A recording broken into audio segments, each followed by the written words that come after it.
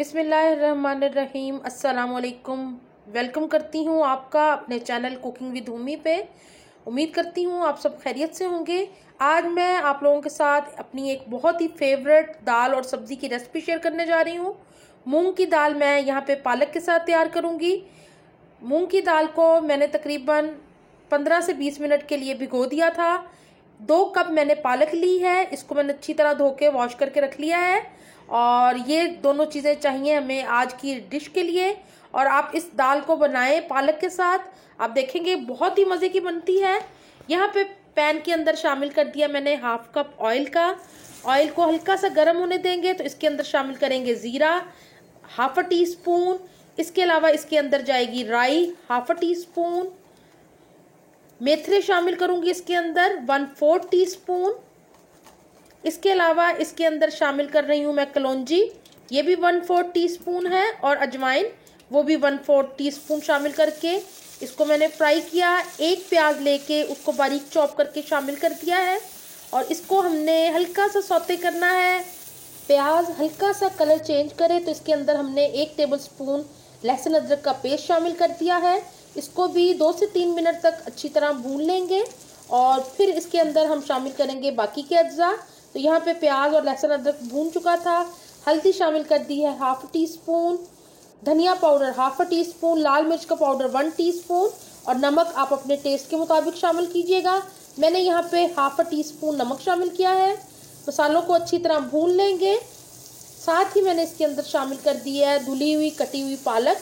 ये 2 कप पालक ली थी मैंने, तकरीबन हाफ केजी पालक लेनी है आपने।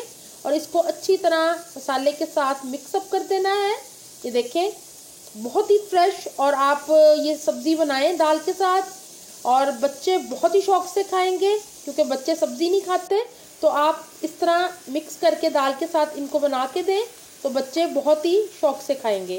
साथ में राइस बना दें। यहाँ पे मैंने शामिल कर दी है मूंग की दाल और इसको मैंने तकरीबन 20 मिनट के लिए भिगोया था और ये बहुत अच्छे से भीग गई है। शामिल करने के बाद इसको अच्छी तरह कर लेना है हमने मिक्स।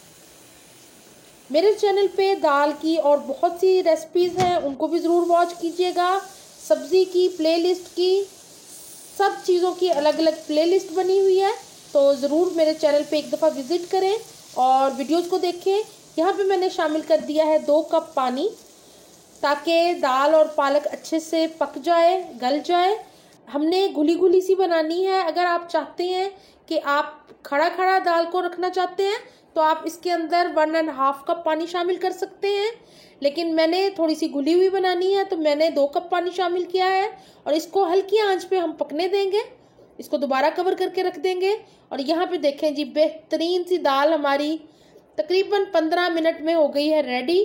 क्योंकि दाल को हमने पहले भिगो के रखा था तो दाल जल्दी से पक गई है। पालक वैसे ही बहुत जल्दी सॉफ्ट हो जाती है।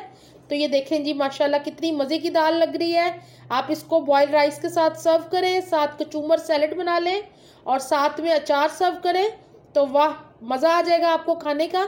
यहाँ पे मैंने शामिल कर दिया हरा धनिया। हरे धनिए को शामिल करके मैं कर दूंगी एक दफ़ा मिक्स। और मैं उम्मीद करती हूँ कि आपको मेरी ये रेसिपी अच्छी लगी होगी। अगर आप मेरे चैनल पे न्यू हैं तो चैनल को सब्सक्राइब कीजिएगा।